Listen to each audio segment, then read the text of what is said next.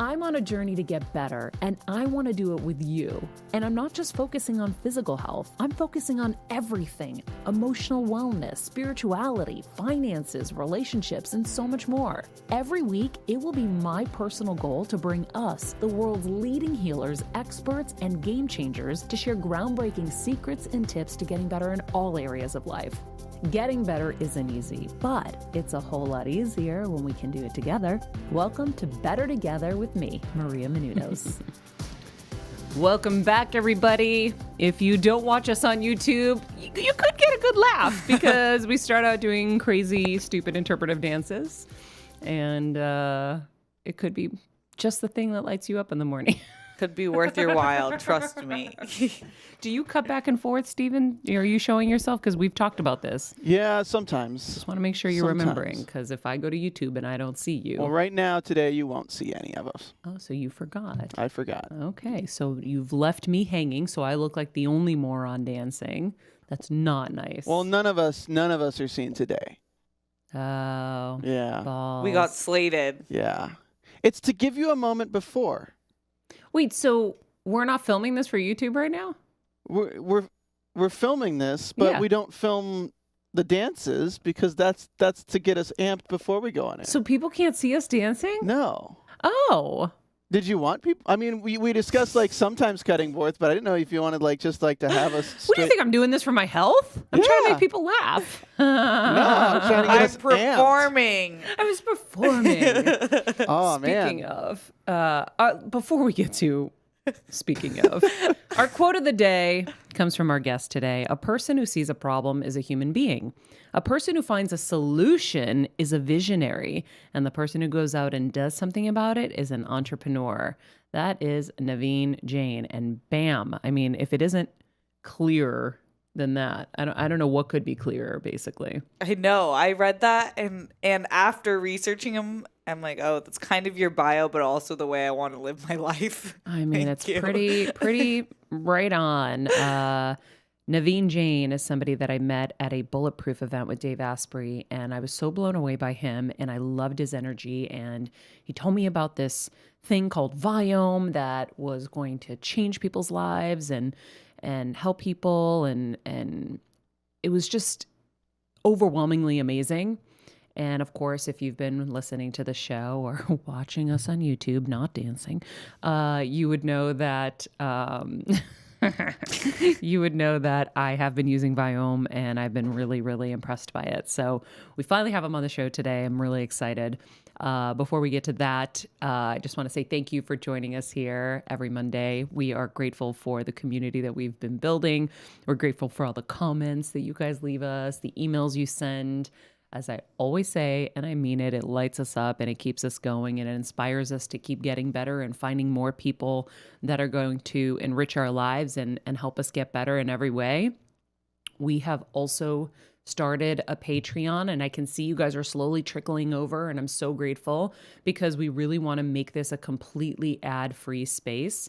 And so if you guys can jump on over to patreon.com/bettertogetherwithmaria and join us. We're going to be doing a lot of really cool stuff together, and you get a lot of different fun things. I mean, you could have one of these awesome mugs, and they are really actually cool. They are. It reminds you that you know better. If you know better, you get better. And we have tons of different tiers for people. So like for $5, you get the after shows, and you get like access to Discord where you can talk to all of us. For 10, you get the after shows, and you get like an extra episode every week, like a full extra episode, which is our Patreon episode. Mm-hmm. And then at 25, we have quarterly Q&As with Maria. They're like live, and you also get a Discord channel that's straight to Maria's inbox. So it's pretty fun. The extra episode, cool. The after show.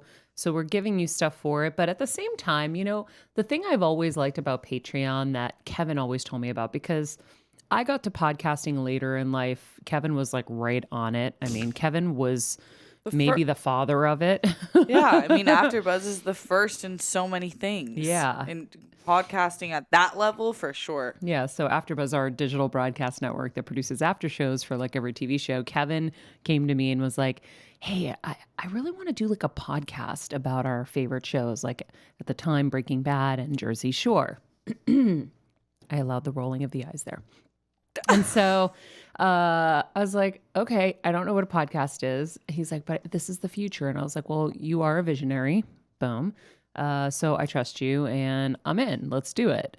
And so through the years, as I've watched the people he has listened to on Patreon, the different talk show hosts, they've been able to build their Patreons and be completely independent. And that's really the dream, right? Because if you know anything about, the industry, it can be quite stifling, guys. I can tell you from firsthand experience. You go in with this like amazing idea that is going to help people, and they're like, no, and you're like, oh. So many of the things you hear on TV are because of a partnership based on money. Yeah. And so a lot of it's not like Viome is just Maria being purely curious, wanting to get better, wanting to feel better. And having tried it and really seen results. Yeah. And then we bring this guy who's going to be so cool. I'm so excited for him. But so it's that sort of independence is exactly where, and the only way a health show I think should be made. Absolutely. It's scary if it's not, really. Absolutely. Well, I think what's cool is for me, even with my books, I never took money from anybody to mention any products. I always genuinely want to give you the truth, because I know with magazines and all these things, everyone's just selling you stuff that they're either getting for free or have a deal, and it's an advertising thing. And so it's kind of frustrating when I see it, because I see women and men, but I see women run out and buy all the things that they say, and it's not genuine. And so anyhow, the bigger part of this is I was always moved by the fact that people supported these shows. And with our show, an interview like with Bose the other day, I had a whole plan on what we were going to do, right? If I was working, for someone, they would have wanted me to stick to those questions. And because this is my own thing, my own ship, I got to have a really engaging, amazing conversation with her that was probably way better than what we had planned. I'm still living off of it. Let me be clear about that, Maria. I know. And the same with you and Gabby Bernstein. I just think it's just such a better conversation when you're not handcuffed to things. Yeah, freedom. And so you guys are supporting that, and you're helping us, and you're helping us build and grow to give you what you want. So it's like, it's independence on both sides. You're controlling the content in a sense by supporting it and then letting us know what you want. So when you want an episode, we're working on it. True. So anyhow, so we're really grateful, and we hope you all join the Patreon account. And yeah, so that's that. I know Stephen just got our guest in. Is he here? He is here. Okay, very good. But also, there's some stuff we got to talk about, guys. First of all, have I told you how much I love my dogs? Oh my God. No. Okay. No. We won't go there. No, but I love Maria them so seriously asked today that she didn't know that she loved her dogs more than the average dog owner. And I was amazed, because usually you're pretty self-aware. That really showed a complete lack of self-awareness. Guys, I mean, like, I thought that everybody speaks and squishes them literally all day long, like every second they can. Like, I am scotch taped to them as much as possible. Yeah. No, I love my dogs. And I see them like I've never seen them before every single time. I am a dog, actually. Think about it. A dog, when you come home. That's a soundbite, If you leave, if you leave and you come back 5 minutes later, they treat you like they haven't seen you in a year, right? But you just left 5 minutes ago. I'm the dog that treats my dogs like that, where I'm like, we're back. I missed you. You were gone for 3 seconds. Okay. I love them so much. I'm obsessed with that. And sometimes I want to squeeze them so hard. I love them so much. So Steph was basically saying like, hello, yes, kids are going to be amazing for you. But I was like, it was almost like I've been waiting for this night, because I've been waiting to fund my account. I still haven't funded it. I got everything in. And anyhow. So, okay. All right, I'll have some scums. Seriously. You would have the cutest little scams. Even Trevor Moad said at our ABTV summit that you What guys did are he the say? best. He's like, and thank you for being the best looking couple. Like, we can't just lose out on these genes, you know? You never know; they could backfire. Can you imagine everyone's expecting like beautiful kids and they're just not? They'll be beautiful in my eyes They'll no matter be creative. what. But Steph's gonna be looking to Steven and be like, "Damn, maybe we should have told her not I to." shouldn't have said anything, Steven. When does their fur grow in? Actually, Kevin's mom, yeah, that's what I would be saying. Oh, when the fur grows in, they'll look much better. Kevin's mom actually said that to him. Yeah, you guys are gonna have ugly kids. Good-looking people, they always have ugly kids. And Kevin's like, what? No, look at my parents. Yeah, exactly. We got I don't know if that's the best example. Oh my god. Steven. No, I'm confident in their looks. No, but I have to say, okay, so switching gears to what I really was going to talk about. This is what I've been waiting for. So my partners in the health show who have become like my girlfriends at the same time, I love them so much So and I have cool. so much fun with them. And I feel so lucky to be partnered with strong, amazing, talented, smart women for this health show that we're kind of building and developing. And we've partnered with Mark Burnett and some cool stuff's coming up. But anywho, last minute, they asked me, they said, hey, we're going to go see Madonna at the Wiltern. Do you want to come?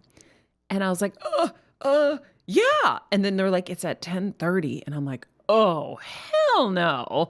So then I asked Kevin, I go, Kevin, I have such a crazy day. I'm like, I'm gonna have to like plan naps in. Like, I don't know if I can do this, and I don't want to get sick before we fly with my mom and all this stuff, whatever.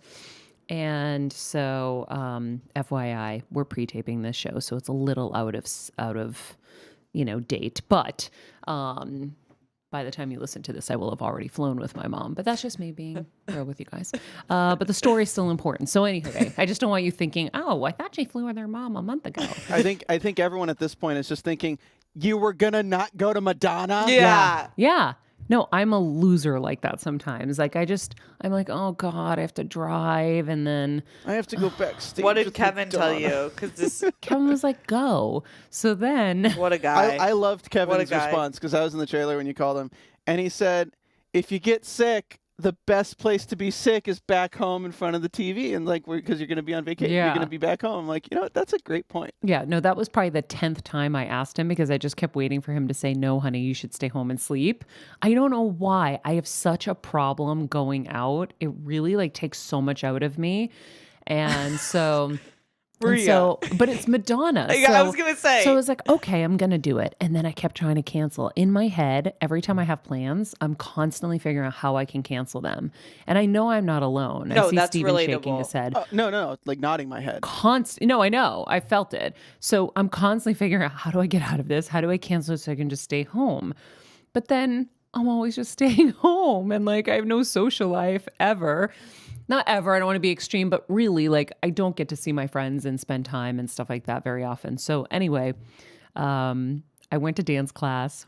I worked with this incredible choreographer, Nick, who choreographs for a lot of the Dancing with the Stars people. And we put together our showcase piece, our tango piece, and I'm doing these like back bends, and all of a sudden I'm feeling everything hurting. And I'm like, oh boy, I'm not going to go. I get home, Violetta, our housekeeper, I'm like, Violetta, so I got this invite to Madonna. And she's like, yeah. And I go, I don't know. I'm really tired. And she's like, Maria, you've been busy. Go. You've been taking care of your mom, blah, blah, blah. Good And job, so Violetta. I got in the car. I went. And I'm going to tell you, everything just worked smoothly. The parking was right next to the building. I didn't have to like feel unsafe because I hate nighttime and like Hollywood and all of that stuff. And so I was able to park like a few steps away.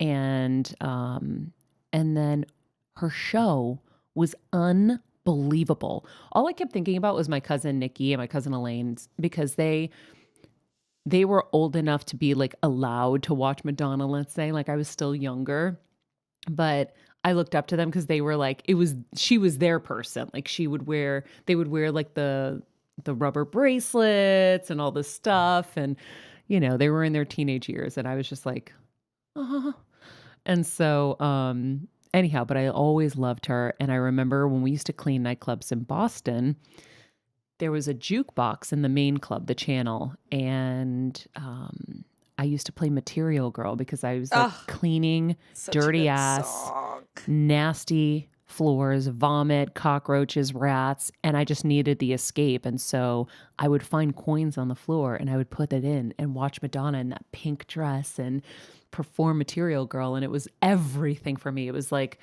I had hope. And Ugh, that's such a cool story. yeah. And so then when I did Dancing with the Stars, they asked for like your most memorable thing or whatever. And I was like, that. And so I danced to Material Girl. And it's pretty epic dance. Wait, I love that. Mm-hmm. It is. That's so cool. You Yeah. should be that for Halloween. Yeah, she helped me like dream. And so Oh my God, I love that so much. yeah. And so anyhow, before I left the house, I went up and like tucked my parents into bed. And I told them what I was doing. And my dad goes, "Oh, Maria, make sure you say hi to Madonna for me. Tell her I couldn't come. I was a little tired."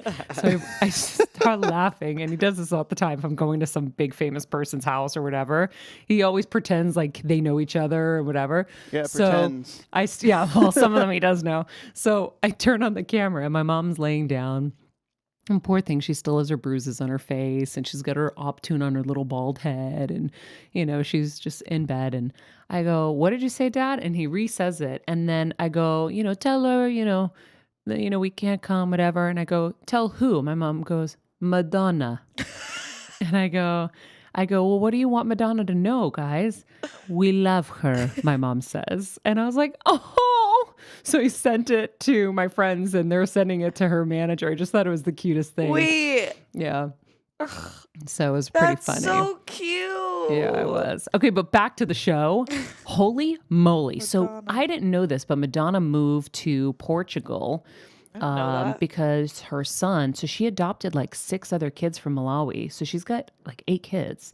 And I hope I got that right, but I'm pretty sure I do. And so one of them she wanted with the top soccer coach in the world. So they went to Portugal and she was like bored and lonely. And her kid was like, "You need to, get out and go do something." So she went to this, I think it's called a fava or something. It's like those clubs in Portugal. It's almost like a flamenco thing. And it inspired her so much. So the show was like this beautiful art piece, like almost like, think of like a one-woman show, but musical and play and so creative, like so friggin' creative that like it inspired me creatively. She's got her political messages in there and stuff like that. And you watch this 61-year-old. She's in better shape than I ever have been. 61, yeah. She speaks and sounds like she's 30.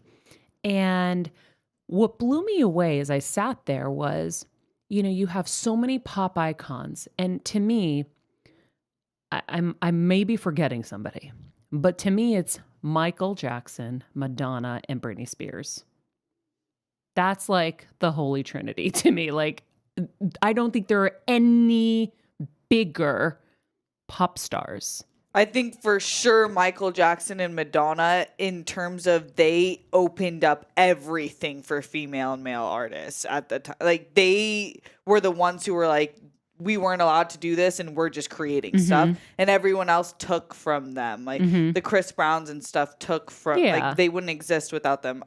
Britney Spears, I think in terms of fans, yeah. But in terms of just innovation, them two for sure. Queen set the stage pretty well too. Their music videos were super controversial. Well, no, I'm not getting into Pop bands. stars. Okay. I'm just saying like Individuals. pop star icons. And then obviously now we have like a Beyonce but like it's crazy. But here's the thing that I'm blown away by. So jealous. The thing I'm blown away by is she somehow was able to keep a good head on her shoulders, stay away from all the pitfalls of stardom, raised a family, did incredible. I mean, she really, from everything I was hearing from insiders, the amazing things she did in Africa and the schools and the hospitals she built and all of these things, she's been able to be this huger than huge star and keep it together.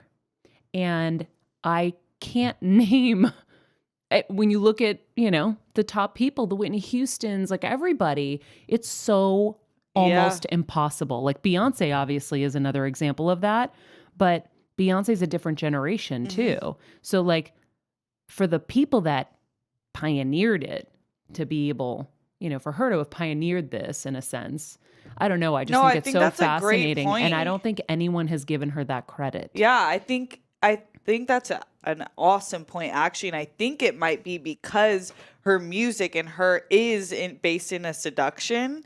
And she did break boundaries in terms of a lot of her lyrics were really promiscuous for what women were expected of back then. So I think that you don't look at her and think philanthropist, you think rule breaker. Yeah. But that's such a good point. I mean, that you should do an interview with her and I get know. that Well, angle. I was so inspired by that kind of take that I had yesterday because I was like, wait, I don't think anyone's really done That's that or given her awesome. that credit. So we are now going to effort an interview with her. Yes, Madonna, we're coming for you. And we have some ins there, and I think it's really important to show where her mindset was, how she did that, because it is. I give her so much credit. Anyhow, 6 that kids, is by the way, listeners. 6 total. Kids, yes. Oh, okay, I thought it was 6. She adopted, and then the 2 that she had with Guy. But anyway, so 6 kids. Anyhow, and moved to Portugal to be a soccer mom. I mean, Madonna. So anyhow, that's that. I just wanted to share that. But if she does this anywhere else, it was so intimate. It was so beautiful. It was so unbelievably creative and cool. I just wanted everyone that I knew to be there. It was like almost like the Bible. Like when she's singing her hits, you're just like, they're anthems. Like they're a part of our bodies. Like it's ingrained in our bodies because we grew up singing that. It's crazy. Like things I sing in choir. It's the same kind of thing in a weird way. Different, obviously. But it was No, I know exactly what you mean. It was Music's so magical. crazy. I'm so glad you did that. You deserve that. Yeah, I was really glad I did too. And I know I got a late night text from you. I'm like, she is never up this late. She must have gone to Madonna. I definitely got my naps in though. Half a life is showing up. Half a life is showing up, and yeah. So anyhow, that was my evening, and I wanted to share. And if she happens to come anywhere near you, it is so worth it. And Kim Kardashian was there, by the way. Oh, really? Oh, she loves Madonna. Yeah. She's done a good Halloween look. Yeah. So anyhow, let's get to our interview. So Naveen Jain is an Indian-born entrepreneur and philanthropist who knows no limits, people. At all. He's driven to solve the world's biggest challenges through innovation. He's the founder of several successful companies, including InfoSpace, Blue Dot, Viome, of course, TalentWise, and Moon Express. Today, we're talking to him about Viome, the mission-driven company aiming to improve people's health based on individual biology. Now, as you know, I've been talking about this company for a while, and we're excited to bring you the information. It's already helped me a ton, and I think I'm going to get some further clarification today on some things that I wasn't sure of. So if you're using it and you're having the same questions, it'll help you. We're also going to talk to him a little bit about his entrepreneurial background and tips for innovating and executing these ideas, because as his quote said, a person who sees a problem is a human being, a person who finds a solution is a visionary. So I'm in situations sometimes where I find a solution, but then you're like, well, how do I get this done? So the person who goes out and does something about it is an entrepreneur. So without further ado, let's chat with Naveen. Naveen, we're back. So thanks for joining. I'm just so looking forward to it. Welcome to our world. Well, tell you what, this is the world I want to live in. Yeah. Yeah. We are better together. This is true. And I am better since I met you and did Viome. And so I want to know a lot, but let's start with why you started Viome and what it is for people who don't know. Viome, today we do the gut microbiome test, but that's not who we are. That's a means to an end. The reason we started Viome was fundamentally, I believe that human suffering must end. our medical industrial complex today is designed to keep people sick because everyone in the system makes money when you're sick and no one makes the money when you are healthy. In fact, the chronic diseases to a medical industrial complex is really like a lifetime subscriber. Once they figure out someone has obesity, diabetes, depression, or pick a name you want, they think now they have a lifetime subscriber. They won't let them die because their credit card won't work and they will never let them live with a cure, right? So to me, it was just such a sad commentary on who we are as humans. And what occurred to me is that the more money we are spending on healthcare, people are getting sicker and sicker. Our healthcare system, actually, when it started, it was designed for fundamental purpose of getting rid of these communicable infectious diseases because we were dying from infections. And we do an amazing job of that. But what's really happening as a byproduct of the things that we did to get rid of this infection, such as antibiotics, and we can go through all that. Today, we are living in a world where almost every one of us is suffering from one or many chronic diseases. There is no reason for us as humans to ever develop chronic diseases. The reason is we develop these chronic diseases is because our ecosystem that we call human beings is really being disturbed by many things. Obviously, the how we grow food, the food we put in our body, the air we breathe. We live in these concrete jungles rather than being next to animals and farms and in nature. And all of that has fundamentally changed who we are as humans. So I started this company with a simple purpose. What if together we can create a world where being sick is purely a matter of choice, not a matter of bad luck? And I believe that we can be better together when humanity comes together to really decide enough is enough. We are going to find a solution to our common suffering. We all know someone who is suffering from one of the disease.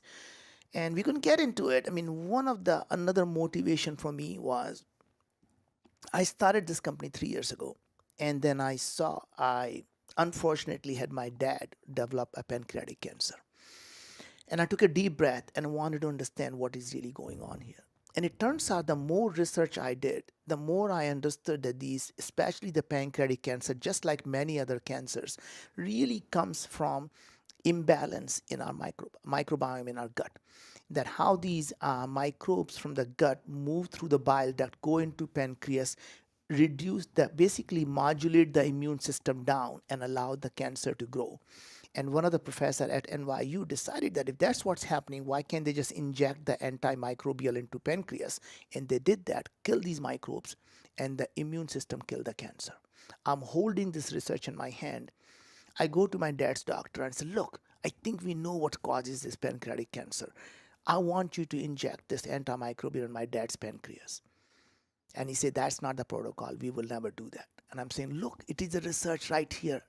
We are giving you permission. My dad is giving you permission. We want you to do that. He said, I won't do that. And I saw my dad die. And I said, to my dad, and I said, look, Dad, I can't save you. But I'll promise you that I'm never going to ever allow myself to rest until we solve all the chronic diseases, not just pancreatic cancer. Because there is no reason for us to have obesity or diabetes or autoimmune disease or depression. You don't have to take my word for it. What's really amazing, Maria, is that today we can go to Google, type the, depression and microbiome. It's clear that our gut is connected to our brain through the vagus nerve. And just because we call that a vagus nerve doesn't mean what happens in the gut is going to stay in the gut. Actually, what happens in the gut goes everywhere. It causes depression, anxiety, ADHD. In fact, now they're talking about Alzheimer, autism, and Parkinson's disease really connected to our gut. You look at metabolic diseases, you talk about obesity, diabetes, heart diseases. These are all preventable diseases. They all happen because of a lifestyle. So, answer your question, I started this, Maria, with a simple purpose that what if we all together can create a world where being sick is a choice? And I'm convinced today more than ever that within a decade, we will get there. Within a decade. Mm-hmm. Wow. I like that. We need it. Yeah, we all need it. That's the thing. It's not, a lot of people think it is my problem. And I look at the thing and saying, this is humanity's problem. I am going to dedicate 10 years of my life to make this happen. But I can't do this alone. I need people like you. I need everyone who's listening to this to believe in it. Because unless millions of us can come together and really understand what causes these diseases, we'll never be able to solve them. And that's the reason, Maria, we started this campaign called Race to 2 Million. That if we can get 2 million people to use Viome today, we will have enough of the information to understand what causes every one of these chronic diseases and how we can use just the food and the food nutrients. Let food be thy medicine. Let food be thy medicine, Maria. We are not somehow reinventing things here. This is what we knew 2,500 years ago when Hippocrates said, all diseases begin in the gut. And he knew that there is no such thing as universal healthy food, right? If food that's good for one person can harm someone else. What did he say? One man's food is another man's poison. Did he say that? I don't remember that. I don't know. Maybe somebody else did, right? And then he said, let food be thy medicine, let thy medicine be the food, right? But the point really is, why is the food not medicine? Why is it that we think of this as something we do for energy or nutrition, rather than thinking that everything we put in our body really changes our body? Mm-hmm. Right. Yeah, it's interesting because I never heard about the gut being the alarm for everything. Mm-hmm. And so when I met you, I started to learn about it. And it took me a while to get the package and to send it in and to get results. So then I'd kind of forgotten about everything for a while. I read this book called How to Starve Cancer by Jain McClelland, who we just had on the show. And she researched heavily on her own to cure herself of cancer. She had multiple different cancers, and she created cocktails on her own to heal herself. But she said that the gut breaking down is the first step in cancer. Yeah. And I was like, huh. So she said in the book, she said, having diarrhea and what was the other thing, Stephanie? I can't remember. Where it was like, I thought it was normal. Oh, bloating. Yes, bloating. Yes. Yeah. She's like, I thought bloating and diarrhea was normal. I was like, yeah, me too. And then I used Viome. And I started right with my superfoods because I'm such a type A perfection. Like, I'm not going to eat the things that it even says to minimize. I'm just going to eat my superfoods. And within 2 days, my body, which I thought, I was like, okay, I turned 41. This is probably what happens. Everyone says that the body just, ages. Changes and you get, chubby and whatever. I had like a 6-month-old baby, Naveen, and I've had the flattest stomach my whole life. Yeah. And I thought this was normal. And when I did Viome, within 2 days, my stomach went back to normal. I felt better. My stool was perfect. I joke around the house. Now we talk about stool all the time. I'm like, my stool should be published. It's so different. But it's wild because the things that it came back that I needed to avoid were the things I was eating in abundance, which makes sense, right? Yeah. Anything you're doing in extremes, but blueberries, can't do blueberries. But who would have thought? Who would have thought? Spinach, romaine lettuce, my favorite things that I knew were healthy. Yeah. And then what it led me to start to realize was sensitivities to other things. So I used to get these horrible rashes and I had no idea why. Oh, maybe because I'm super allergic to dairy, didn't realize, oat milk and all of those things. And so I was kind of blown away by the things that I learned. And in fact, it's funny. I don't know how close it is to the blood type diet or if you guys have any connection, because when I looked at my blood type, there were a lot of similarities to what you guys say not to do. There were some that weren't, but I was like, maybe it gives some credence to that. Actually, it doesn't. And let me tell you why. Both, the two types of things that people have these myth around. One is that my DNA is unique to me. And if you can base something on my DNA or a blood type, then somehow I would have something unique to me. What people don't realize is, let's assume based on my blood type or on my DNA, I get a diet today. 6 months later, I get again 50 pounds. My blood type is still the same. And guess what? My DNA is still the same. Now, I get depression. Now I get diabetes. Now I get autoimmune diseases. And now I'm falling apart. And I go and say, but you just keep doing what you're doing. Well, my blood type hasn't changed. My DNA hasn't changed. That means my diet should not change. And I'm looking at the stuff. I'm thinking, wait a sec. I'm falling apart. And he's saying, just keep doing what you're doing. Yeah. That doesn't make any sense. Yeah. That means these chronic diseases don't happen because of your blood type or because of your DNA. What is really changing is your gene expression. So your genes never change. Your genes expression is constantly changing. And there was no way to measure the gene expression. And that's the first thing I realized as an entrepreneur. The only way to solve the problem is to ask the right question, not to necessarily have the right answer, right? And we can talk about all of that stuff that when you start any business or you're trying to solve any problem, the first thing you ask is, what is the problem? Yeah. And if that really changes what problem you're going to solve, right? So as you know, I had another company that's going to the moon, and everyone kept asking me, how can possibly you have a company to settle down on the moon? How are you going to grow the food on the moon? And I kept thinking, and they thought that was a problem that needed to solve. How to grow the food on the moon if people are going to live on the moon? And I said, that's the wrong question. What if we simply change the question to say, why do we eat food? Just changing from how to grow the food, the only solution is to grow the food. But if you ask ourselves why we eat food, you say, oh, of course we eat food because we need energy, we need nutrition. Oh, what if you can get energy from radiation? What if you get energy from photosynthesis? What nutrition do you need? You need hydrogen, oxygen, nitrogen. Well, there is plenty of water. That means we got hydrogen and oxygen. Now we need to find the nitrogen or take enough nitrogen from here. But suddenly the problem that looked impossible when we were asking the question how to grow the food, it becomes a solvable problem, right? Yeah. Well, you're also looking at it in a different way. Different way. Same thing happened in the gut. So I was doing, before I started the company, I read 10,000 plus research papers. And I'm looking at obesity, diabetes, depression, autoimmune diseases, different cancers. I'm thinking, oh my God, there is something called gut microbiome. What is that thing? And then it occurred to me, you are a moron. If this thing is really true, there are 10 companies that do this gut microbiome test, and the problem is not getting solved. So you must be a moron because you don't understand this thing. And then it occurred to me, wait a sec, what is the question they are asking?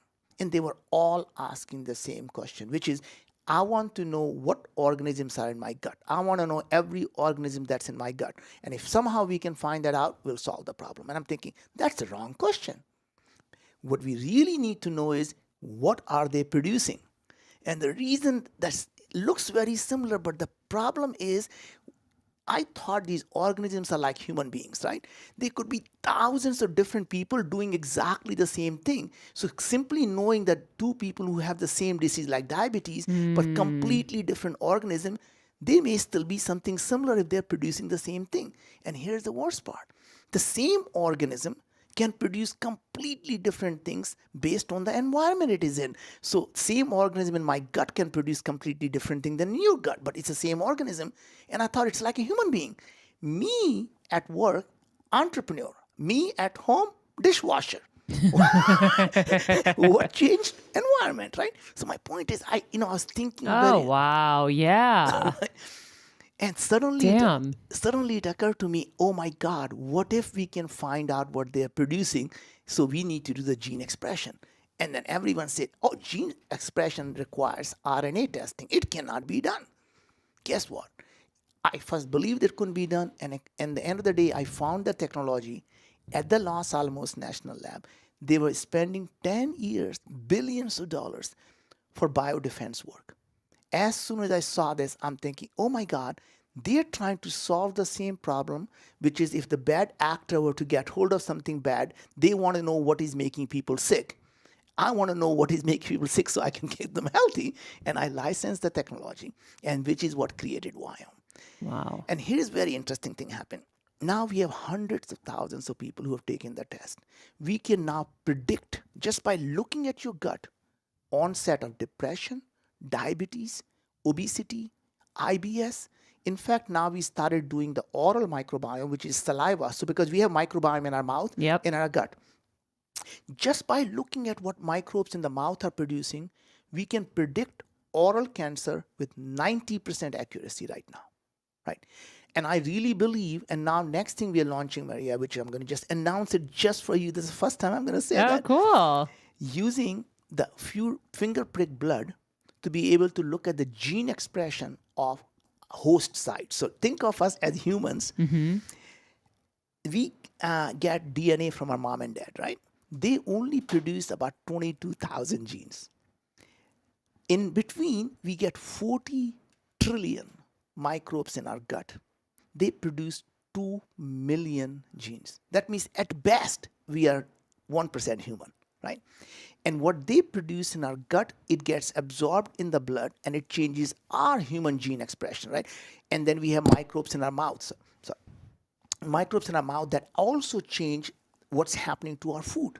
Right? So we look at the top of the tube, at the end of the tube, and the other side of the tube. Right? Wow. And by looking at the blood, which is what we found very interesting, is we get all the mitochondria, which is the energy factory of a human cell. Most people may not realize actually used to be an ancient bacteria captured inside our cell. It has its own DNA. So we look at The how mitochondria? Wow. Wow. So mitochondria is actually ancient bacteria. That is the one that produces the energy is called organelle. So it's essentially inside the cell. So we look at all the mitochondrial gene expression, all the human cell gene expression, all the microbes in the gut, all the microbes in your mouth, and now we have a full picture of the humans, right? Wow. And that's why we believe, and I said within a decade, I think we can solve this problem because we're starting to understand that Alzheimer is coming because of many of the gut organisms.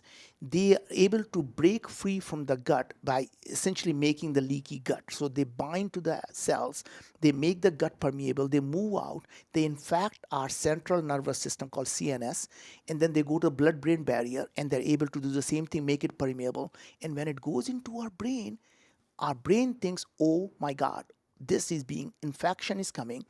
They use the protective system, so glial cells start to release amyloid beta. So amyloid beta is that people think is what causes Alzheimer, is actually the body's way of protecting itself. Oh, wow. Right? So what they find is that all these people who have Alzheimer and Parkinson's, they have massive amount of infection in the brain. And that amyloid beta is supposed to get washed away when you get a good sleep, right? And sometimes what's happening is that we are actually not washing out these amyloid beta, and that's where they get tangled up. So what they're realizing is that if we can get rid of these infections right from the oral microbiome or the gut microbiome and tighten the junction, you can start to get a cure for these diseases. So we are now After you've already been diagnosed? yeah. So we in fact And that would be just by changing your diet according to the tests? yeah. So we are actually now doing, Maria, about 50. I think I've gotten the chills maybe 5 times through this interview already. Go ahead. I'm just really honestly, I feel we're living in the most amazing time in the human history. There will never be again a time in the human history where we now have the technology, where you and I and anyone listening to it has a power to change the way people live their life, change the trajectory of how humanity is going to live, can be done by an individual and a small group of people. It doesn't require a Fortune 500 company, kings or queens or the superpower. Guess who is going to the space? It's entrepreneurs like Jeff, right?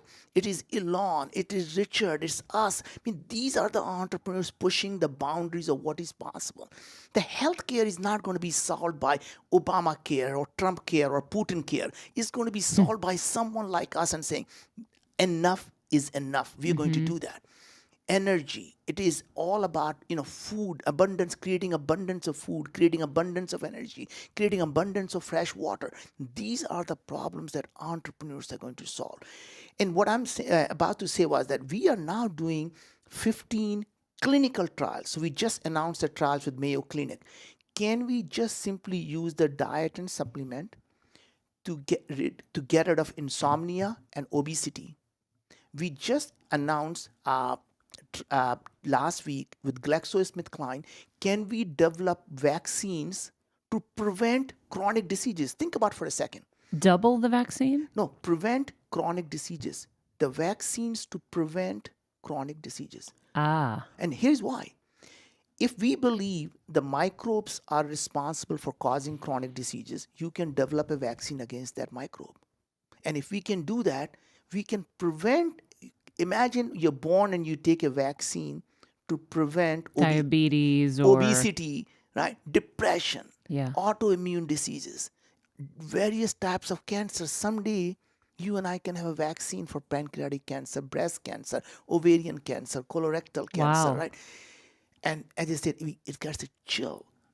Imagine if a humanity someday would be like that. Our children, I know our children someday going to look at me and say, Dad, in your times, people used to suffer with these diseases. What kind of cruel world you lived in? You mean Yeah. you didn't have a cure for these? You just allowed people to suffer and you gave them this chemotherapy, which is a poison, hoping something will happen, like you put a leech and hoping that we can bleed the thing out, right? This is someday, it's not that humanity is going to run out of problems, but they'll be having a different problem. They won't be talking about chronic diseases. They'll be talking about and saying, Dad, why do people talk? Why can't they just transmit their ideas brain to brain? That means it is such a slow mode of communication. They can't just have high bandwidth communication with brain to brain and they just understand what he's trying to say. Why do you spend for an hour trying to explain to everyone what you're doing? You mean you just couldn't just send it to them, right? Yeah. Or better yet, why do we go to college and spend all this time learning from the guy? Can we just upload the brain and maybe even subscribe to Maria's brain? That means as she's learning and I just keep getting the update, every month I pay $9.95 and I'm getting an upgrade of Maria's brain. Hilarious. Yeah. But the point is, these are the problems they will be trying to solve, right? And hopefully our generation would have solved the problem for them so they don't have to worry about chronic diseases. So not only we can come together for ourselves, we should do it for our children and grandchildren so we don't have to watch them suffer. It's okay. Sometimes I feel, watching your parents suffer is one thing. Watching yourself and your spouse suffer, you can deal with it. Watching your children suffer and watching your grandchildren suffer, that breaks your heart, Yeah. right? And that is what this is all about, is can we come together? So it's funny, so many things are going through my head, but one thing that I have to mention because it's just so wild is I'm hearing you talk about what the problems could be, right? Like, why can't we transfer brain to brain? And just what you're talking about, it's clear these conversations, you're having them in your circles, and that your circles are so elevated that people are thinking along those lines.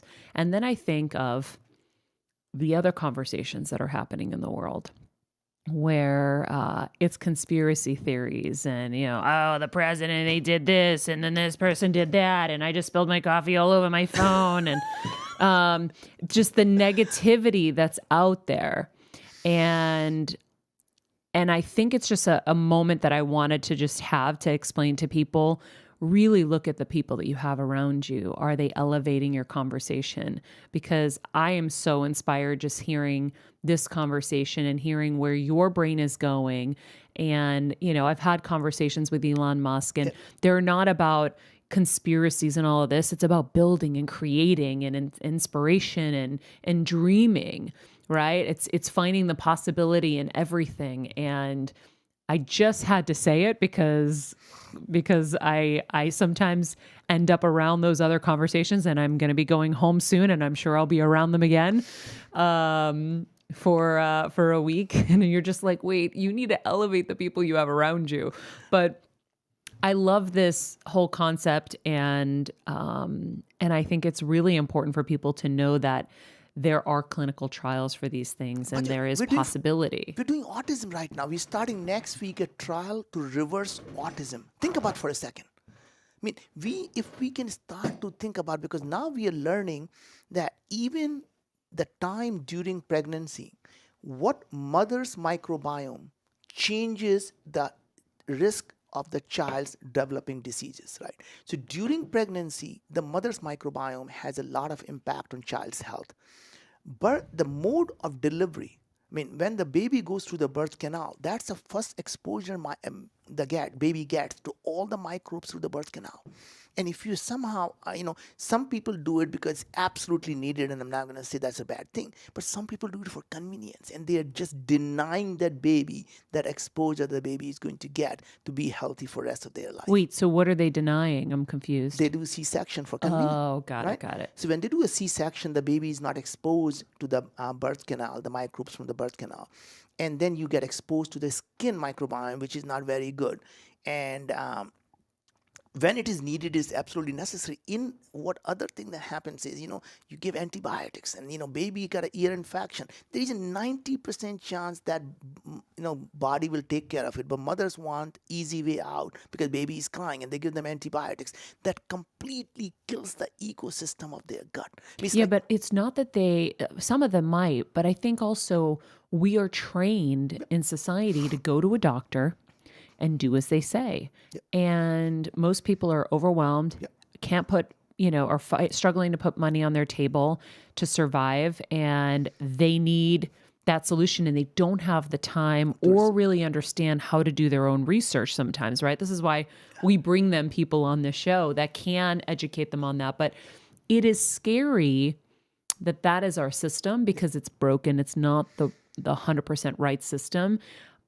What's another option for them? Well, think about it. I mean, it's not the doctors have a bad intent. It's not they are bad people. It's not they are the evil in James Bond movie, No, right?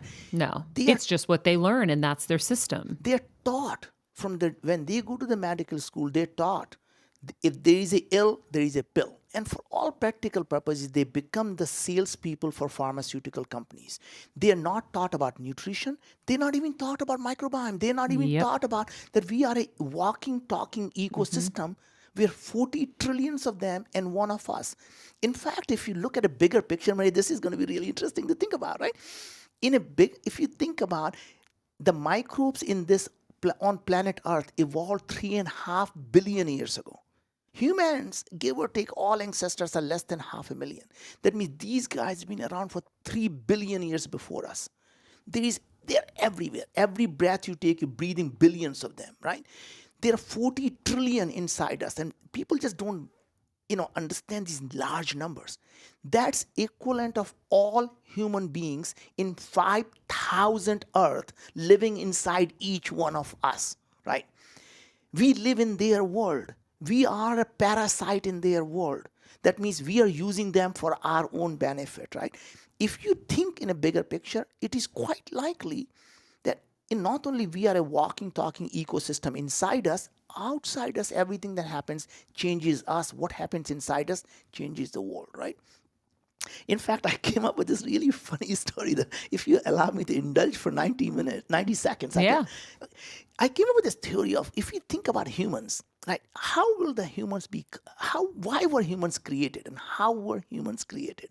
And if you look at from bacterial world, here is how I think could have happened. So this is the creativity story of how humans were created. So one day, I believe, all the bacteria and viruses and the yeast and the fungus and mold all got together and says, we're sick and tired of living in this small space. We want to take over the world. And the younger one said, I have a solution. What is your solution? What if we can create something bipedal?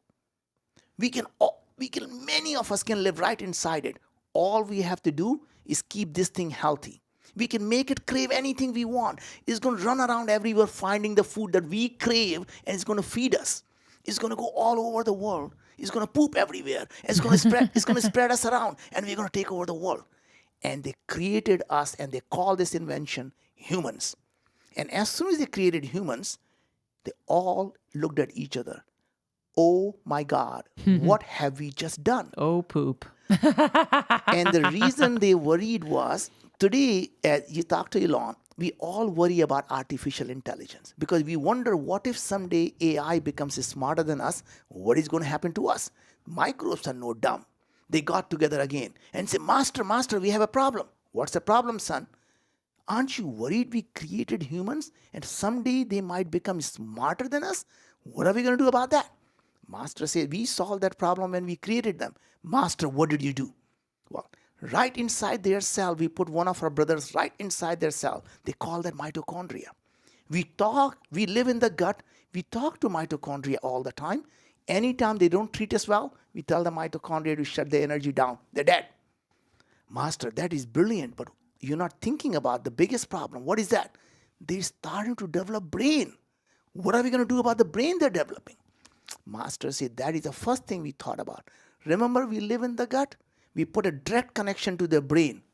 Even though they call that a vagus nerve, don't worry. What happens in the gut doesn't stay in the gut. It goes everywhere. We control their emotions. We control their mood. We control their behavior.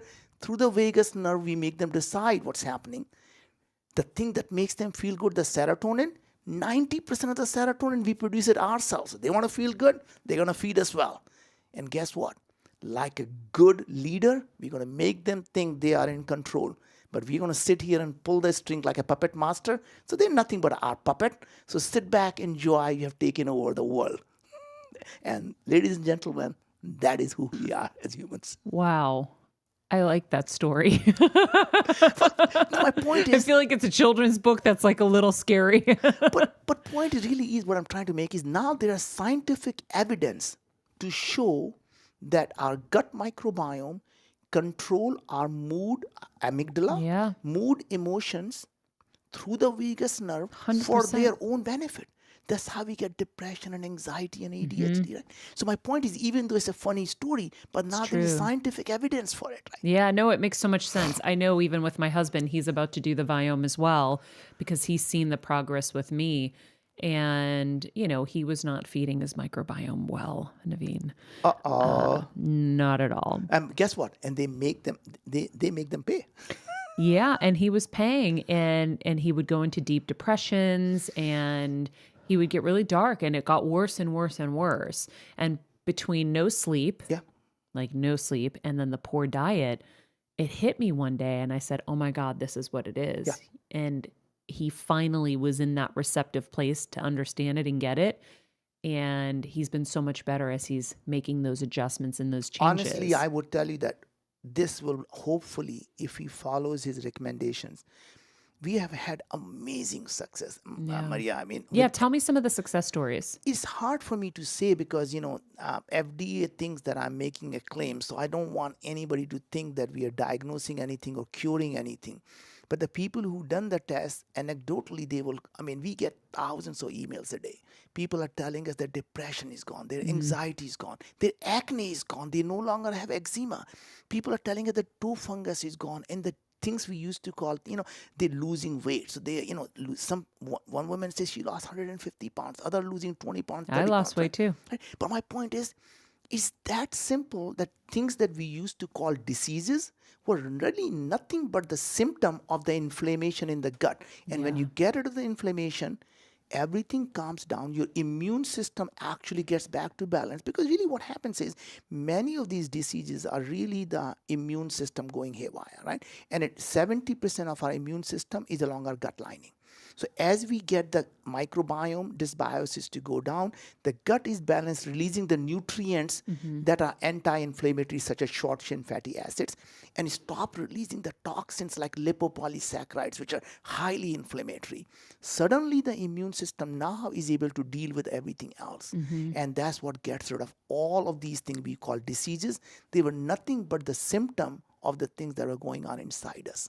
So if someone is eating things that sometimes most people will know what they're allergic to, but say things that they're highly sensitive to, but they don't realize, what is that doing to your microbiome? So very interesting thing is, a lot of the times we don't know that, right?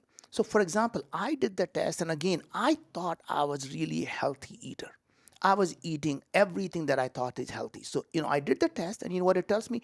Don't eat apple. And then it tells me why. I have apple chlorhexidine leaf virus, and if I keep eating apple, I'm going to feed that virus. Don't do it. He says, don't eat broccoli and cabbage and Brussels sprout. And I'm thinking, you got to be kidding me. They're healthy food. Yeah. It turns out my sulfide score is so high, and these things contain very high amount of sulfate, and I didn't even notice it. So I was eating them thinking they're healthy, and they were actually harming me. It says, don't eat spinach, because I cannot digest oxalic acid. And now suddenly I thought Popeye told me to eat spinach. Yes. And But turns out Popeye was not a scientist. I know. I was horrified on the things I couldn't eat anymore.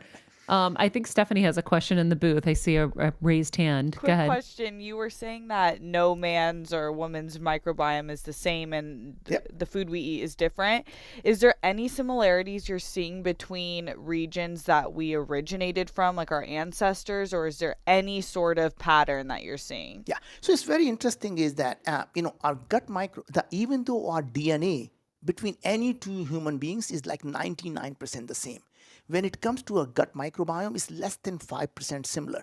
So people who tend to originate from the same region tend to generally start out with a similar microbiome. But it changes so every time the air you breathe, the people you meet, the food you eat are fundamentally changing everything, right? So think of your gut microbiome as a chemical factory. When you put in the different input, the food you eat suddenly changes who survives and who dies, right? Yeah, like if you're stressed in one period of your life, your microbiome will change. If you're not stressed, and then That's only one part. Right. But if you eat a certain food, only a certain microbes can digest that. That means they thrive on it and others start to die, right? yeah. And so what happens if you consistently are eating the same things? So if you're consistently eating the same thing, what's happening, you're allowing the one set of things to keep growing and they become bad. Even the good people become bad when they're in the mob, right? So even the things that normally are good, once they really become higher quantity, there is no balance anymore, then suddenly even the good people become bad and you put them in a mob, right? They all Yeah. become bad. They start to form biofilm. They start to produce toxin because there is nothing there to keep them in check. So the idea of the best ecosystem really is lots and lots of different types of people, diversity that keeping each other in check. So no one is really has a good control there. Yeah. Right? An interesting thing, there is no such thing as one healthy microbiome. So think of your gut like more like a rainforest. Every step you take in that rainforest is completely different ecosystem, but yet everything is lush and green. That means you can have a lush and green gut. Doesn't have to be same as next person. It just need to be variety of things it's producing. The more types of things it's producing, the more the nutrients you're getting, the more things you're resistant to. And when you have a pathogen or infection, these guys don't like them either. They're going to go out and fight that out. So the diverse ecosystem allows for you not to have the infections. It actually now shown that even the flu or other infectious diseases actually can be controlled. We know people, they never get sick. And there's some people are always sick. Why is that?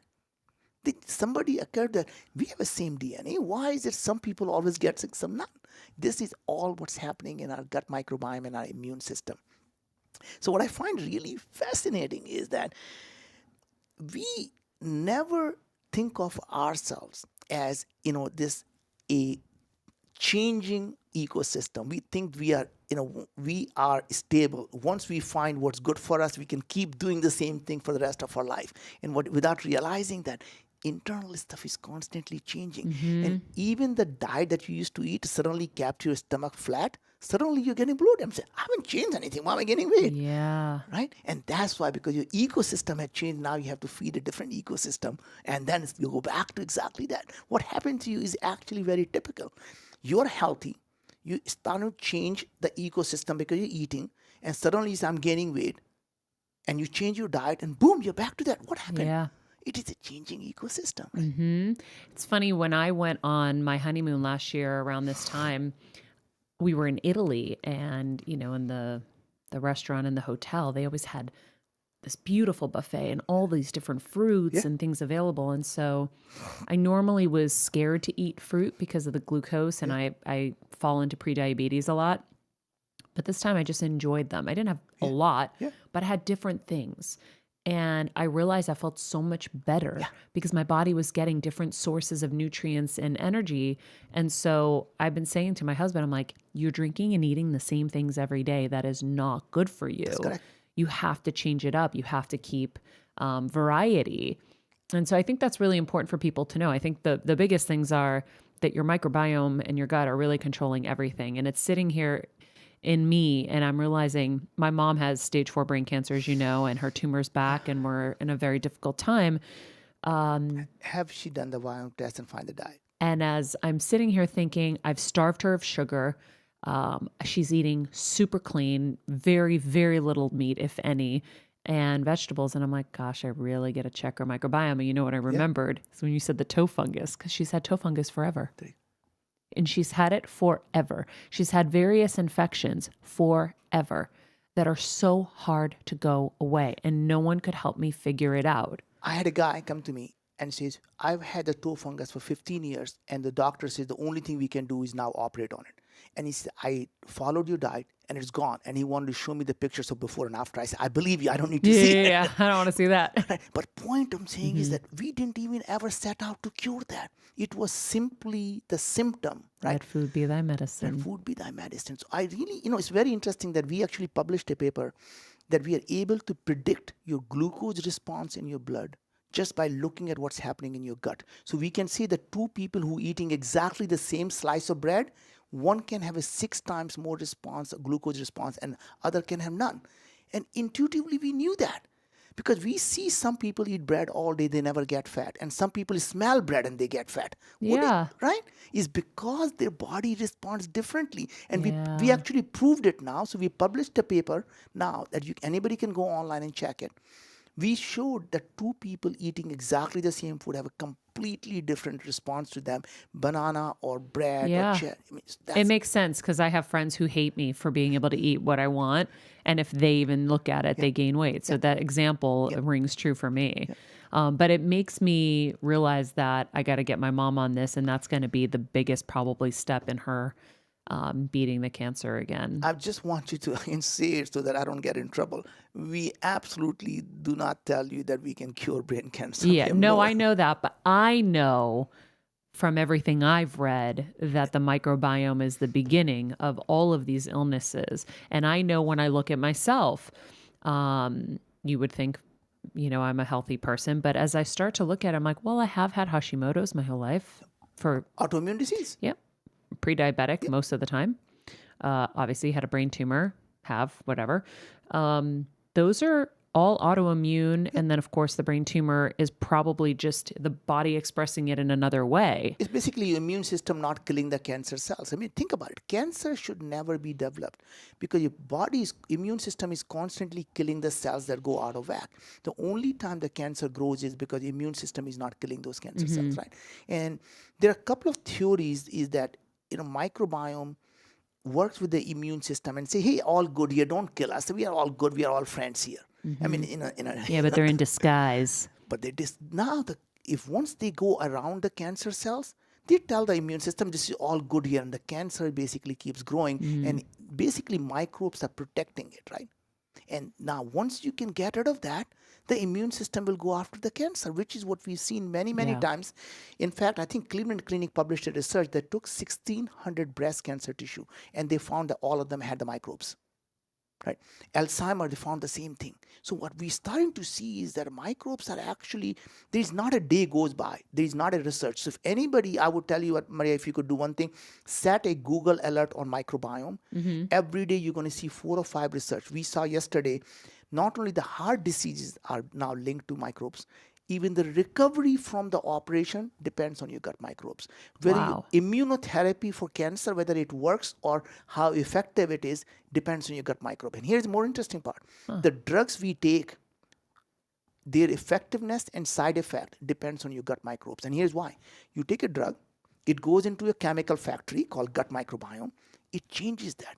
So there is a research that came out a month ago that people who had Parkinson's disease, they are taking this drug called levodopa. That's the only drug.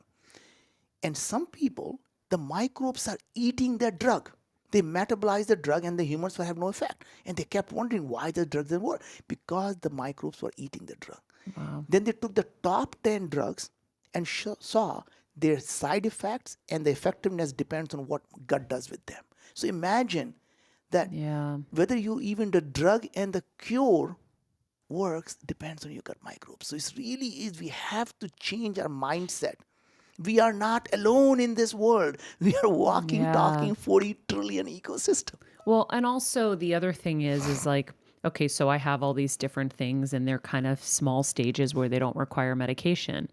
doctors don't say, hey, go Change it. change your, Diet. start doing this, take Otherwise, these supplements. They don't really say that stuff. They just wait till you get the diagnosis of diabetes type 1 or type 2 or thyroid and you need surgery or whatever. And then Too they give you the late. medication. It's too late. So that's why I've been on this journey to try to stop everything and regain and go back the other way and fix it. Yes. And so I want to ask you about the app. So part of this, when you sign up for Viome, you have an app, which you guys did an update, and now it makes me log in with my password every single No, it time. Is doesn't. there a fix? There's a Face ID.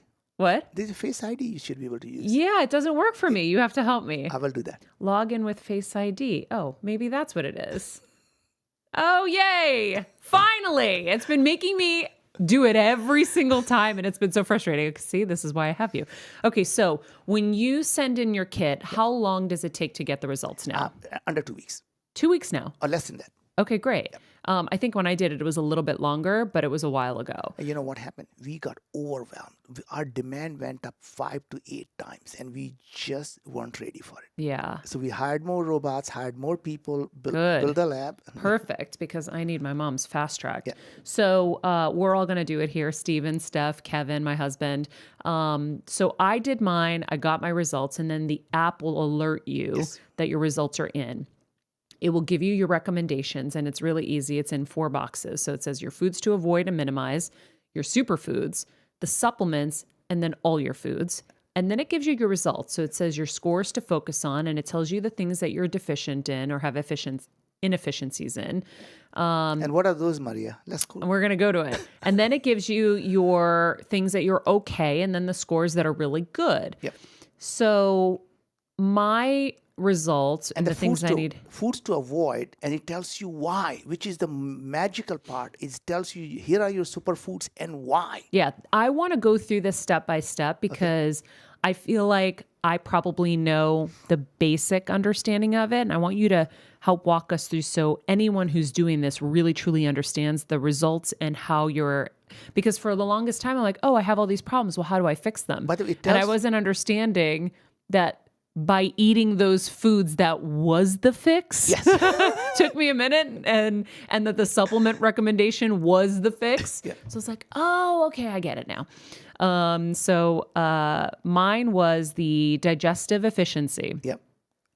So if you want to explain that, it might be better for you to explain it, but it Actually, needs no. improvement. I don't need to. Basically, you click on it. Mm-hmm. It says the score is a comprehensive microbial reflection of your GI tract functions. The score consists of multiple activity patterns related to digestion, such as the movement of food, specific macronutrient breakdown ability, and your gut lining health from your first bite of food to the time it leaves your body. When this score needs improvement or it is suboptimal, it means that some of your digestive functions need support. And by the way, there is a video, that 2-minute video that explains what it is. So for every score, for every single result, it explains what it is. There is a 2-minute video that explains what it is. So we try to make it as easy for everyone to understand. So there are several scores which I would call individual scores. So such as your butyrate production, your oxalate mechanism, right? Your flagella productions, and some are what I call meta scores, right? So digestive efficiency is a meta score that consists of many things underneath it, right? So your digestive efficiency is overall, how well are you digesting your food? Yeah, and I wasn't. And that's really what's happening. Which is why I was bloated and had diarrhea, right? Exactly. So then protein fermentation. Yeah. So I wasn't digesting protein properly. So that's exactly what happens. Is when you take protein and if it's not digested properly, it goes to your gut where it is ferments. So microbes ferment this protein and in turn they release ammonia and sulfide that causes massive inflammation. So when we see the protein fermentation is poor, you have 2 choices. Either to cut down the intake of protein or you take digestive enzyme along with the protein so it can get digested so the microbes don't have to ferment it. And that's why the supplements become really important because you have to take them along with that. Otherwise, it's not going to get digested. So if you have protein fermentation issues like I do, can you still, like I don't eat chicken or anything like that. So my protein, I mean, I might be able to get it from some vegetables, I guess. but We get them. I'm a vegetarian, so I get them from tofu and lentils and stuff. Then what really I can only eat black beans, Naveen, according to this. So black beans It gets are old after a while. So I sometimes in my smoothie, like this morning, I'll throw in a little protein powder. and as long as the protein powder is coming from the things that are good for you, like a whey protein. That's what it is, yeah. And I do the probiotics before that this suggests I do. And also, if I'm assuming you might also have a digestive enzyme that you should take that could help a lot. Yeah, well, I'll get to what it's suggested because I think it was just the probiotic. But then it says putrescine production pathways. Yep. So this is the putrescine is a molecular byproduct of a protein fermentation. Yes. So it's connected to the protein breakdown issues. And then oxalate metabolism pathways. Yeah, so that is actually what digests things that have oxalic acid, such as spinach and kale. So most people who are eating it and if they have poor oxalate mechanism, it's only harming them. They think I'm eating kale, I'm such a good person. Yes. But guess what? Not you. Yes. No. I've been a rabbit my whole life. I used to live for Thanksgiving dinner just for the salad. I am a crazy salad person. But, so now I can only eat kale. You and our daughter. Yeah. And then uric acid production pathways needed help. Oh, no wonder I was drinking beer. I loved beer and I love sushi. And that's all the breakdown of purines, which can be found in beer, sugary sodas, seafood, shellfish, veal, bacon, and organ meats, which I don't eat. But so there you go. It's no coincidence the things I was doing and eating and the problems that I was having. And then scores that are good. So at least what I'm saying is you can see, you don't have to ask me. It tells you exactly what it is. Yeah. So it tells you all of them, and then it tells you what's okay. And then it says coming soon, microbial richness. That's coming soon. What is it? It's coming very soon. And what is that? It basically tells you the diversity and of all your microbes, how many of each, and that really shows you that the more diverse they are, the better you are. Got it. So in terms of their functions. When I go to supplements, it says here are the supplements recommended for your gut. And it tells me a probiotic is really good. So, and by the way, we don't sell any, as you probably imagine, right? Yeah. We just simply recommend it and we link it to Amazon. You can go buy it. Yeah. So this is incredible. Now, here's my other question. So I started focusing on just my superfoods, but I mean, you can be a little limited at some points. Go to all your foods and you can type in. So, yeah, that's what I do. And when I'm questioning, I'm at a restaurant, I'm questioning what I can and can't have. But your foods to minimize. Yes. So if I go in here and it says beets, avoid. Actually, let me go down to minimize, because when it says avoid, I just don't do it, period. But it says minimize almonds. Yeah. It says serving size 20 nuts. Does that mean that's the most you can have? Yeah, most in a week. In a week? Yeah. Oh, so that's not clear. Oops. Okay, so we should fix that. Yes. I think that would be cool, is to let people know that that's for a week. So if we're avoiding something, I mean, that's obviously easy. But almond milk, I want to look, because I think it said I can do almond milk, but I can't do almonds. That's correct. So it's a concentration of that and the amount of... enjoy. It says enjoy almond milk. So it didn't make any sense to me. No, it does make sense to me. It's because really... to you. Make it make sense to me, Naveen. Yeah, so basically, it's one of the things is always is the almond milk is really the concentrated, the amount of protein you have is completely changes in terms of what is there in individual almonds, right? So almonds may not be good for you, but the almond milk, the way they do, because there is no more shell of that, right? Because it's all gone. Is it because it's easier to digest because it's already digested in a sense? And you're only getting the inside part, which is the milk part, and you're not getting the outside skin. Got it. Okay. Right. So that makes a lot of sense. And so in the basically the nutrients, the bioactive nutrients in almond milks are very different from what they are in the individual almonds. Okay. Right? And that is really always, so that's really interesting. I don't know if I have become a big fan of oat milk since I love it. I'm so allergic to it. My legs get itchy instantly. It's so sad. And then it tells you that once you've completed the 90 days, that you need to order a new test kit. So to order a test kit, it's about $200, right? No. How much was it? So it is $149 right now. Okay. And the retest is only $119. Okay. Right. So it's really come down. By the way, it used to be $995 a year ago. So we have done everything I could to bring our cost down. So our cost at this point, just to be clear, I mean, our costs have come down to $119 right now. So we make about $30 when you buy at $149, and after that we actually make zero, and we still spend about $2 million plus per month for people. So 119 is just to serve the customer, right?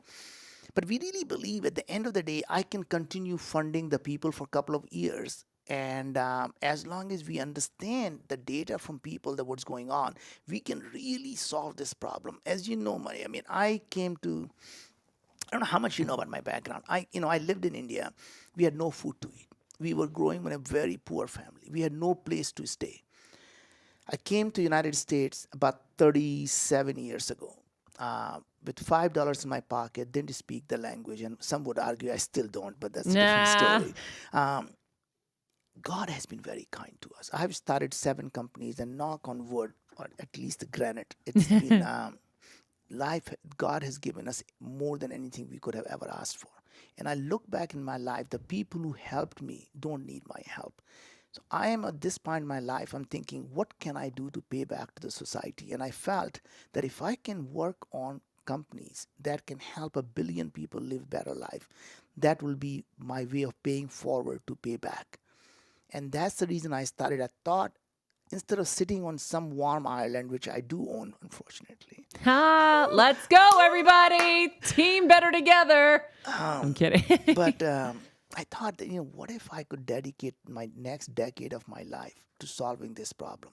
We could fund it for many years just for the people. And if we can just recover our marginal cost, we could solve this problem. Mm-hmm. And if we do that, we will help 1 billion people and hopefully the humanity away from the suffering from chronic diseases. That could be the best thing I did for our children and grandchildren.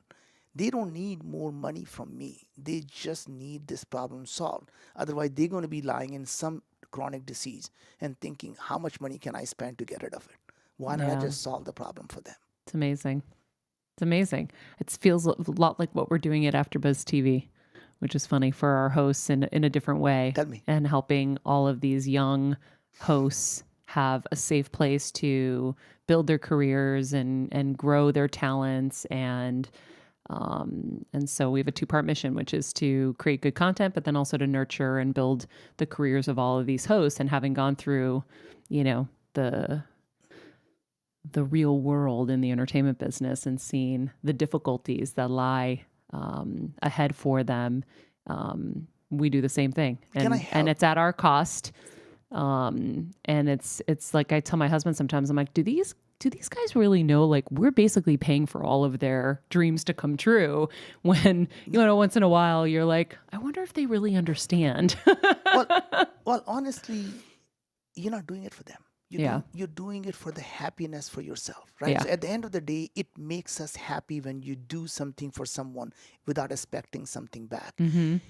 As I want to first of all thank you for doing that. And I was going to tell you that if there is anything I can do from the entrepreneurial side to make these people create great businesses, you have my heart and soul, and I would do it. Thank you. Absolutely at nothing. I need nothing in back return from that. So I would be thrilled. That would be amazing to help them, because one of the things we learn in life is the life of an entrepreneur, just like any host or anything, is like a heartbeat. It goes up and down. Mm-hmm. When it is smooth, you're dead. Right. So anytime people think they're looking for a smooth life, they are looking for a dead life. Ups and downs tell us that we are alive. And the trick in that is when you are down, you should never give up. Hunker down, and the next beat is going to be up. But when you're on the top of that beat, never get too cocky. But just remember, the winter is coming, and winter will come. And that's the lesson we all have to learn. When things are really good for us, don't become so cocky that you never realize how bad things are for people, because the next beat when it's down, you'll be one of them. Wow. That is amazing, amazing advice. I love it. This is like exactly the conversation we were having when I first met you. And I was like, oh my gosh, this is amazing. I have to ask one more question about the Viome, because I feel like I want to clarify it for our audience. So it's $149 to get the initial. Yeah. $119 for the renewal or the second test kit. How often you're doing it every 90 days? You're retesting your microbiome because you have to make adjustments, right? How big are those adjustments usually? So it depends on where you start from. When you have a massive amount of symptoms, it's going to take a while for you to get a good balance. I think what's going to start happening is once you get to a good place, the things don't change as much once you have a lot of diversity, because once you have diversity of functions, you are able to do more things than when you have only little diversity, right? So I think after a while, I think it's okay to be doing it maybe once every 6 months or once a year, but you still have to tune your body at least once a year. I mean, you tune your car once a year for heaven's Totally. sake, right? Yeah. Right. So it is one of those things that you say, okay, I'm going to get to a good place, and then I'm going to readjust every 6 months or every 12 months as we can do it. Well, also, I think it becomes your new way of life, right? So now I'm not thinking as much of what am I going to eat for fun. I'm thinking of what am I going to eat to make sure I'm powering up my body in the best way possible. And then once you understand the concept of diversity in your gut, then once you get yourself to a good place, like you said, that makes sense that you can just kind of be free for a while and then just check in and see how you're doing once or twice a year. I like that. And it's very interesting that people always ask about, these tests, but they say people ask, how often do you have to work out? Oh, a lot, right? I mean, people sign up for gym membership, and you have to really take care of your body. You can't just be in this, I checked it 10 years ago. What do you mean that something had changed now? Yeah, absolutely. It makes so much sense. Steven, I bet you have some burning questions in there. I hit the wrong button. That was like, no, actually, I don't. No, I actually don't. No, I'm actually kind of curious with the test. Are there any specific foods or drinks that you should avoid that could alter the results of it? Like, are there different things that you could, like maybe you have something that's super acidic, so it kills a lot of the microbiome that normally you don't experience? Like, will orange juice alter the effects because it kind of eliminates some of the microbiome that you're Are expecting? you saying just before you do the test? Yeah, Is there before you do something the you should test. be careful And of? then what's the timeline? Like, I know that the test it's testing your stool. Like what day in advance is that actually testing? Is it like, should you try to eat specific foods to kind of prepare yourself to get the widest variety of testing, or? No. So the interesting thing is, we look at what is going on, and it's a snapshot to tell you what to do from here. You don't want to be in a situation when you say, like my wife does, oh, the cleaners are coming, so let me clean the house. Honey, the cleaners are coming to clean the house. Right? Yeah. Right? So in a sense, there is, microbes don't quite change with the, because what you ate for dinner. So think of it like throwing a pebble in an ocean. Yeah, there is a little bit of perturbation, but it comes right back to where it was. So so we actually published a paper on an international journal of genomics, because everybody thought, oh my God, it really depends on what we ate. We in fact showed the people, we took their microbiome every day for 30 days. And we showed that it really, as long as they're eating a similar type of food, their microbiome doesn't really change what they ate last night, right? It changes when you're eating all the meat and you become a vegan. Of course it's going to change. And even then it takes 60, 90 days to change. It's like, slowly these guys say, okay, now we have a new normal, right? So it's not something what you ate last night is going to change your results. But what's going to change the results is going to be if you change your diet substantially for 60 or 90 days, then you're going to have an ecosystem change. Yeah. So don't need to worry about it. The only time we tell you not to do the test is if you have taken antibiotics, then wait for at least a month to do that. So I would say 2 to 4 weeks is what we tell people, is that wait 4 weeks before you do the test, because you want to get rebuild, because antibiotics like throwing a nuclear bomb inside your body. It just kills everything. Yeah. What about for someone like my mom who was just put on a very low dose of antibiotic because of her urinary infections and stuff, and she's got to be on it for a long time because we couldn't get rid of them? Well, partly, I hate to say that it really is the issue. That's the all common theme. Whether toe fungus or having all the issues she having, it's all coming from the gut microbe. So what I would do is to do the test. If it is not something a temporary she's going to get off it, if it is not something that she's going to be off in the next week or two, then I would just assume that's a new normal. Yes. And then do the test, and then go essentially find out what can you do given where you are right now. Okay. And then see if certain types of prebiotics and certain type of probiotics and certain food, fermented food. That means you should be eating drinking kombucha or kefir or yogurt. I mean, so essentially build lots of different types of things. Like my wife loved kombucha and it was her superfood, and then she just went berserk on it. And next time she did the test, she said, avoid kombucha. Yeah. Oh, mine's going to be kale for sure because I can eat kale as a superfood, and I am ODing on kale because I'm like, I can't eat so many other greens. It's so horrible. But yeah, I can see that. So my point is, it's amazing to see that we don't ask you, are you eating kale? We figure it out that, oh my God, whatever she's doing, you got to stop that kale Yeah. thing. Yeah. I think my goal with my mom would be whatever we're doing to fix everything. Eventually, once we've got her in that place for about 2 months, I would take her off of it and then see how she does. I would never advise you to take off drugs because somebody's going to chop my head off if I ever say that. I'm her doctor. So yeah, I would be taking her off of it. Because I don't like putting her on it in the first place. I've been working so hard through the last 3 years, taking things off of her pill list. I'll ask her doctor, I'll be like, listen, do we still need this? She's got a crumb. How old is she? She's 65. Okay. My mom, I went through the same thing.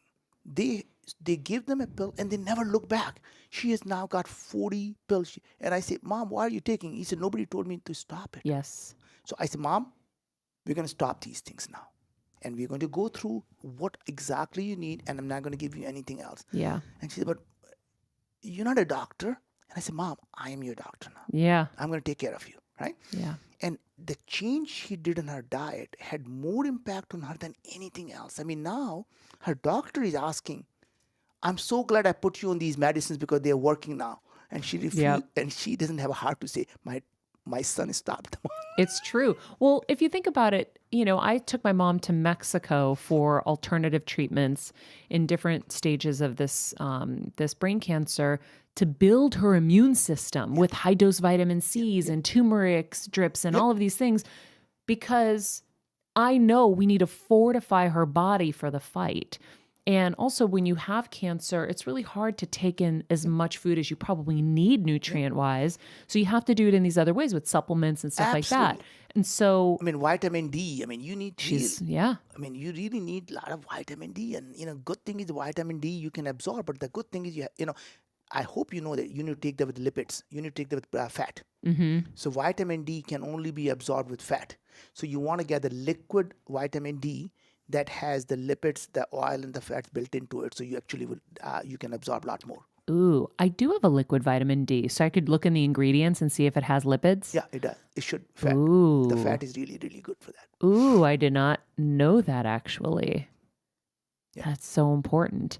Naveen, I am so impressed with Viome, so impressed with the mission, and so excited that we're friends and that I got to experience this and love it the way I have.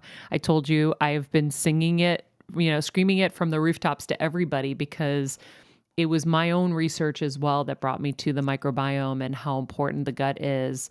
And I didn't know that you were the gift that day that was going to help me kind of put it all together and prevent me probably from a lot of really sad things that could have happened. So, Maria, I'm just so thankful for your kindness, your friendship, and your genuine desire to help the humanity. And I think there could be a no better title for your show, The Better Together. Thanks. We never alone cannot change the humanity, but together we can change the way people live their lives. So I thank people like you who have made a mission to bring the people together to solve the problems instead of just enjoying our own good life and letting other people suffer. So God bless you for what you do. Thank you. Ditto. And our last question we always ask everybody is, how are you getting better every day in your life? Staying intellectually curious. To me, the day you stop learning is the day you have died. So if you're not learning every day, when you go to sleep, you ask yourself, what did I learn today? And if the answer is nothing, double your effort tomorrow, because if you're not learning, you're going to die. So staying curious is the only way to live. As a matter of fact, I even say that our children, The best gift you give them is a gift of intellectual curiosity. It is not about taking them to the water or making them drink. It's about making them thirsty, because if you can make them thirsty, they will find their own water and they will drink. And the best way to make them thirsty is to give them a gift of curiosity, is to always ask why this can't be done. So when someone says you can't live on the moon or Mars, and say, what if that was possible? Imagine. So there are two ways I always done. The most powerful word in English language is word imagine. When I say imagine, your mind actually says, okay, tell me what. I'm willing to think about anything. So imagine a world, and then you give them vividly. Imagine a world where no one is suffering. Your grandma doesn't have to suffer from Alzheimer or Parkinson's or dementia. Imagine your friend who died didn't have to die. Imagine a world people are pricking their fingers to constantly for diabetes didn't have to happen. Imagine a world where people are in wheelchair that didn't have to happen. Imagine a world with no chronic diseases. And that's where you say, I hope we can all together create that world. So always allow the kids to imagine, allow ourselves to imagine. And I see dream so big that when you tell someone what you can do, people think you're crazy, that can never be done. And that craziness is what tells you that you are on the right track. The only other thing I would remind would be that be humble. The humility is the only way to know that you've actually been successful. Because if you still have iota of arrogance left in you, you're still trying to prove something to yourself or someone else. So dream really, really big as people think you're crazy. Know that your success will never be measured by the amount of money you have in the bank. It will be measured by how many people's life you improved. And always stay humble. Never have to tell someone who you are and how much money you have. You simply live your life every day thinking, someone because of you is better off today. And if every day you can make someone's lives better, you have lived an amazingly great, successful, significant life. I love it. Inspiring, educational. It makes me think of the movie It's a Wonderful Life. You've seen it, right? Yes, It's of my course. favorite. Who hasn't seen that? Oh, it's my favorite movie. We watch it every Christmas, and every it year, yeah. makes us cry every year. Thank you so much. Thank you, Maria. All right, guys. Hey, was he everything I said and more? I love Naveen. I love He was everything you him. said and more too. I was like laughing when you were like, he's amazing. I go, I know. I know. He's really passionate about what he does, which I think is so important. Yeah. Well, you just- can't be successful without it. It's funny, like even with the stuff I'm doing for this health show, it's like they were like, it's so different when you're working with somebody who's so passionate and knowledgeable in that arena. And so what did we learn? Well, it's ask the right questions and totally shift the way your mindset thinks about different things. Because I think we always are like, how am I going to take care of my family once they're sick? The question is, how do I prevent them from being sick? And doing things like the Viome is so great. And that's why I'm happy that we're going to be able to have some giveaways and really team up with Viome with Better Together. Yeah. I think it's really interesting that the FDA is so hesitant to let people try experimental stuff, even if they're on their deathbed. Like, that was kind of heartbreaking when he's just like, I've looked at this research. I know that it might not work, but everything is saying it'll work. Just inject him with this and let's see if it works. Yep. And they're like, nope. And he just has to watch his dad. Like, that's messed up. Yeah. Yeah. It was really, really heartbreaking. Of course, I had my aha moment about my mom, and she's going to be doing this test tonight. So, Steph, why don't you tell everybody about the amazing offer that Naveen has given us? Yeah, I'm actually so excited because Viome and Naveen, they're the best. They're giving our Better Together community $10 off. The kits were originally $399. And now they're online for $149. You can get them, but our listeners and viewers get them for $139, which is an awesome deal. All you have to do listening and viewing us at home is go to viome.com/together. So viome.com/together. And it's just really exciting. I already know what I'm getting my parents for Christmas. And you know, Steph, you are right. It is a great holiday gift. I love that you want to buy for your parents. And I think what a great way to tell someone you love them by saying, I want you to be healthy. And for $149, you can buy your parents or your best friend or your sister or someone you love this kit. Tell them they got to poop. Poop in a bowl to get better. Because when you shit together, you stay together and you get better together. And you get better together. We remix. This is Christmas edition remix. Yeah, exactly. Let's get better together, people. We are all, as a community of Better Together listeners, going to poop together. I've already pooped. I'm going to re-poop to retest. But Susie Batiste would probably really love this. Oh my gosh, you're so right. Yeah, speaking of poop. Yeah. Wow. The creator of Poopery. We could have Viome and Poopery partner. Wait, what if we could spray the Poopery in the bowl we poop in so we don't have to smell it, but it wouldn't affect our results? We have to invent the Viome gift box that includes the Poopery, the Viome box, and a little golden little shit charm. That Okay, is so a Christmas package if I've That heard is a of Christmas one. package. You're right.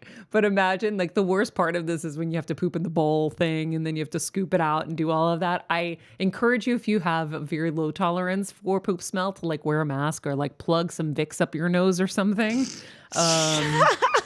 Like, or like, you know, when you're sick, you put like Vicks on your upper lip so that you can breathe in the menthol. Do something like that. I can handle poop. I love poop.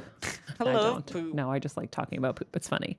But yeah, it's a really great gift, and I'm really grateful to Naveen for giving us this offer. And I think it's a great holiday gift. I always say give a gift that gives back. So at the holidays, I'm always suggesting to, you know, give to the Sheldrick's Wildlife Trust and adopt an elephant, because you adopting that elephant, I think it's like $50 or $100 or something, and you,